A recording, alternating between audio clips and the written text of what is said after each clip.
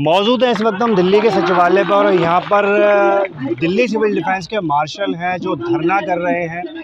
Delhi civil defence की भारी संख्या में लोग जो है वो एकजुट होकर अपनी सैलरी की मांग को लेकर, अपनी नौकरी की मांग को लेकर डटे हुए हैं, बने हुए हैं। हमारे साथ में आदित्य भाई मौजूद हैं, इनसे जानते हैं कि सैलरी तो शायद अब आ गई है, क्या कहेंगे आगे की लड़ाई क्या किस तरीके से? देखो सर, सैलरी तो एक लॉलीपॉप है। उन्होंने सोचा हमारे आंदोलन को तोड़ने के लिए उन्होंने एक सैलरी दे दी हमें। इस आंदोलन को अब सैलरी से नहीं तोड़ सकते। इस आंदोलन को तोड़ना तो हमें रोजगार दे दो, हमें नौकरी दे दो। हम अपने आप छोड़कर चले जाएंगे अपनी नौकरियों के ऊपर। जब तक आप नौकरी नहीं दोगे, जब तक यहाँ से हमें उठेगा नहीं एक भी साथी हमारा। हमारी इस क्रांति दिल्ली के अंदर आज 9वां दिन है। आज इस क्रांति को बहुत देश और दुनिया देख रही है कि किस तरीके से मार्शल आज यहाँ पर बैठा हुए हैं और उनकी एक ही मांग है कि उनको रोजगार दिया जाए, उनकी सैलरी दी जाए। सैलरी तो दे दी आपने, अपने रोजगार उन्हें नौकरी दी जाए, उसी विभाग के अंदर दी जाए जिसके अंदर वो डिप्लॉयड है। डीटीसी के अंदर डिप्लॉयड है, डीटीसी के अंदर दे दिए, और जिस विभाग के अंदर में डिप्लॉयड है उस विभाग के अंदर में दे दिए। आप दिवाली के तोहफे पर उन्हें बेरोजगार कैसे कर सकते हो? कैसे उनकी नौकरियां छीन सकते हो? आपने नौकरी 8 साल दी थी। जब आपको एक्ट नहीं समझ में आया, कोई बात नहीं, हम एक्ट को ही छोड़ रहे हैं, हमें आप रोजगार दो। रोजगार की बात करो, नौकरी की बात करो। सरकार यार पेरोल क्यों कर रही है? उसकी गलती क्या है? इन बच्चों की, इन बच्चों से रोजगार लिया, यूज एंड थ्रो की तरह आपने फेंक दिया। ये बिल्कुल भी बर्दाश्त नहीं होगी। सरकार तुरंत इस पर कार्रवाई करे, नहीं तो इस आंदोलन को और तेज करेंगे। दिल्ली के उन बेरोजगार लोगों को भी लाएंगे जो आज टाइम बेरोजगार घूम रहे हैं दिल्ली की जनता। आदित्य, सवाल ये है मेरा आपसे कि जिस टाइम आपकी भर्ती हुई थी, जिस टाइम आपकी नियुक्ति हुई थी, उस वक्त दिल्ली सिविल डिफेंस का टैग था।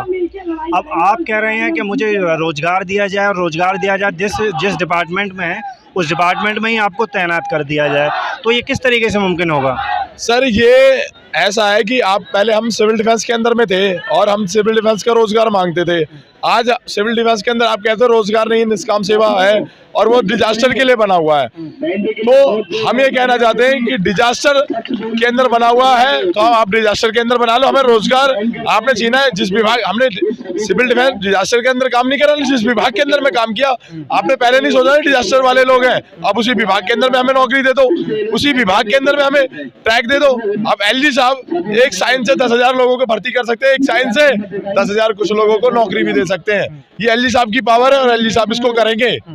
जब भी कोई चीज़ लागू होती है उसमें कई विभाग सहमति देते हैं, वो बिल जाता है लोकसभा में, राज्यसभा में, राष्ट्रपति से पारित होकर जब वो पूरी तरीके से आ जाए सुचारू तरीके से, ऐसे में क्या ये मुमकिन है? लगता है आपको कि आपकी जो मांगे हैं वो पूरी होंगी? सर, ये कोई हम सरकारी नौकरी की मांग नहीं कर रहे हैं, हम रोजगार की बात कर रहे हैं। और एक साइन पर आप कह रहे हैं कि डीटीसी में कर दिया जाए, आप कह रहे हैं क्लस्टर में कर दिया जाए, आप कह रहे हैं रेवेन्यू में कर दिया जाए, तो ये सारे महकमे तो सरकारी हैं। सर, ये जितने विभाग हैं, जैसे दिल्ली ट्रांसपोर्ट है या दिल्ली ट्रांसपोर्ट कॉर्पोरेशन हो, इसके अंदर में डीटी और डीटीसी, दिल्ली परिवहन निगम और दिल्ली ट्रांसपोर्ट, इस पर मार्शल काम कर रहे हैं और लगातार चालान वगैरह काटते हैं। वो सारे लोग काम कर रहे हैं। हम भी चाहते हैं हमें उसी विभाग के अंदर में ले लिया जाए, क्योंकि हमने सैलरी यही इसी विभाग से ली है, नौकरी इसी विभाग के अंदर में काम किया है, तो हमें रोजगार भी इसी विभाग के अंदर में दे दिया जाए। सिविल डिफेंस के अंदर हमें रोजगार नहीं दे पा रहे हो तो आप इसी विभाग के अंदर में दे दो। ये बहुत छोटा सा काम है, कोई बड़ा काम। रेवेन्यू डिपार्टमेंट के भी कुछ लोग हैं आपके साथ में जो अभी ऑर्डर आने के बाद में बाहर हुए हैं। अगर जैसा आपने बताया, अगर ऐसा होता है तो उनकी तैनातगी तो एक रेवेन्यू डिपार्टमेंट के अंदर होगी फिर? सर देखो, कॉन्ट्रैक्ट बेस पे भी आप रखते हो, आप उसी विभाग के अंदर में आप रख लो। तो कॉन्ट्रैक्ट बेस के लिए तो कह रहे हैं ना कि जैम कोई कंपनी है उनके अंडर से इस तरीके से कुछ प्रावधान निकाला है। सर, जैम्स के अंदर में जो प्रावधान का, हम जैम से सहमत नहीं है।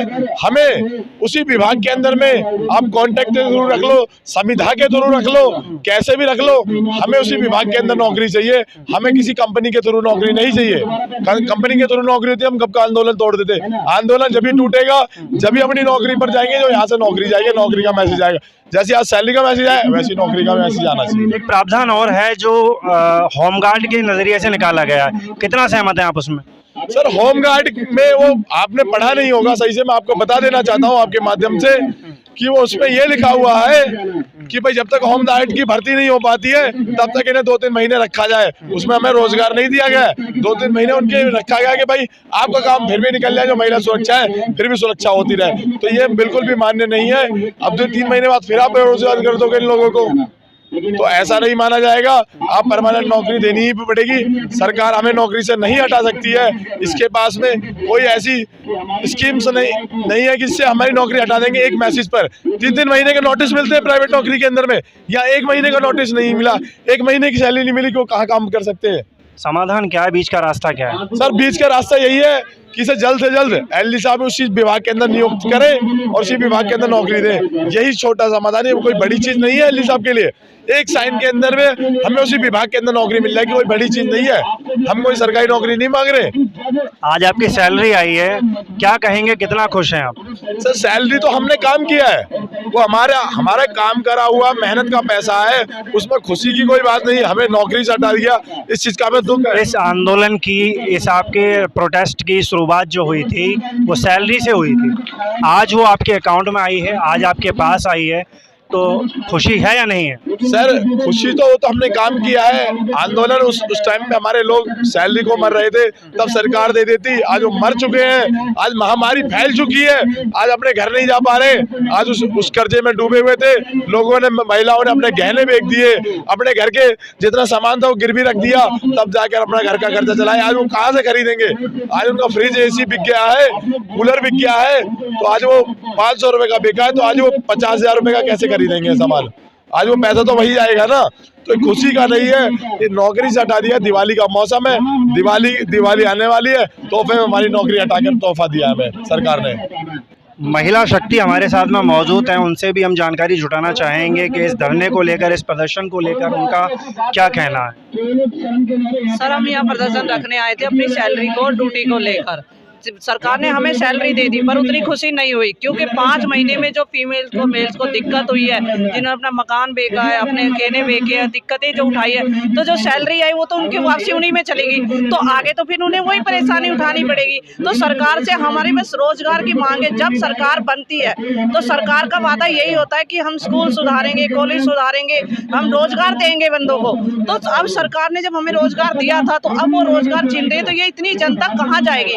सरकार को बनाने वाली भी जनता होती है, उतारने वाले भी। तो जनता ने बनाया था अपने फायदे के लिए कि हमें, हमारे बच्चों को नौकरी मिलेगी आगे चल के, और सरकार वही नौकरी छीन रही है। तो हमें ऐसी सरकार की जरूरत नहीं है। सरकार अपना इस्तीफा दे और नहीं तो हमें रोजगार दे। मैम आपकी जिस महकमे में तैनातगी हुई है वो दिल्ली सिविल डिफेंस का महकमा है, उसके अंदर एक एसओपी है जिसके अंतर्गत 1968 का एक एक्ट आता है जो कि इस बात को पुख्ता तौर पर कहता है। और अभी आप कह रहे हैं कि तैनातगी किसी अदर महकमे में कर दी जाए, तो अदर महकमे में कर दी जाए तो वो किस तरीके से कर दी जाए, किस तरीके से लीगल होगी, क्या प्रावधान होंगे, क्या उसका कारण होगा? सर जैसा कि हमारे सिविल डिफेंस में एक्ट है 68 के तहत हमें भर्ती किया था। मैं पूछना चाहती हूँ कि जब ये एसओपी बनी थी, जब उस टाइम पे जो अधिकारी थे, तब जब हमारे ये कॉल आउट निकाली, ड्यूटियाँ निकाली, तब उस टाइम पे जो अधिकारी थे उन्होंने वो एक्ट क्यों नहीं देखा?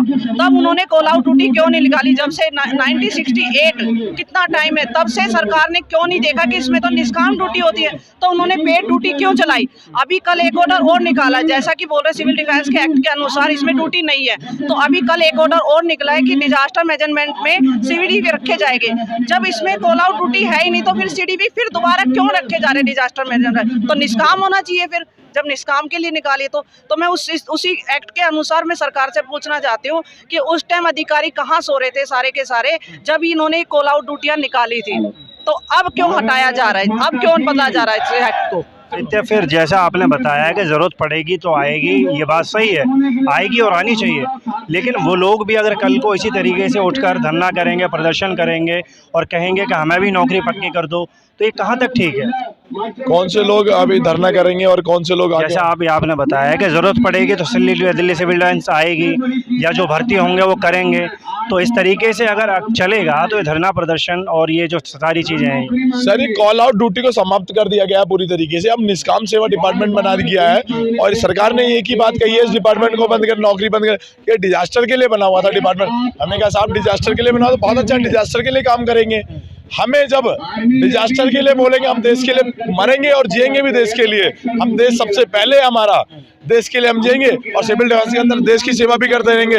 लेकिन हमें आज रोजगार की बात है, जब आपने 8 साल हमें रोजगार दे दिया तो हमें उसी विभाग के अंदर अभी बहुत सारे लोग हैं जो देश की सेवा करना चाहते हैं, सिविल डिफेंस के अंदर। आपकी किसी से बात हुई, किसी अधिकारी से या किसी मंत्री लेवल के बंदे से, आपने अपनी राय रखी हो, मशवरा रखा हो, उन्होंने कुछ कहा हो आपसे? सर अभी कोई अधिकारी नहीं आया, ना कोई मंत्री आया है हमारे बीच में, लेकिन जब तक कोई नहीं आएगा ये आंदोलन ऐसा ही चलता रहेगा। इस आंदोलन की खबर पूरे देश के अंदर पहुंच चुकी है और यहाँ पर वो लोग भी आ रहे हैं जो लोग अभी बेरोजगार है दिल्ली के अंदर, वो लोग भी हमारे साथ में जुड़ रहे हैं कि भाई आप रोजगार लोगे तो सरकार हमारे बारे में सोचा, हमें क्यों बेरोजगार छोड़ रखा है, उनको भी रोजगार दे। क्या लगता है कितना लंबा संघर्ष अभी और है? सर संघर्ष बहुत लंबा हो, चुनौतियां बड़ी हो, हम उसको लड़ेंगे, डटकर लड़ेंगे, हिम्मत के साथ लड़ेंगे, बिल्कुल पीछे नहीं हटेंगे। हमारे साथ में आदित्य बने हुए थे जो कि बस मार्शल हैं, दिल्ली सिविल डिफेंस के जवान हैं। सैलरी को लेकर धरना था। अब इन्होंने बताया है कि नियुक्ति किसी अदर महकमे में की जाए या इनकी और भी जो मांगे हैं वो उन्होंने तमाम तरीके से बताई हैं। कैमरा पर्सन मोनिका के साथ मैं Girish Kumar, crime attach news, Delhi.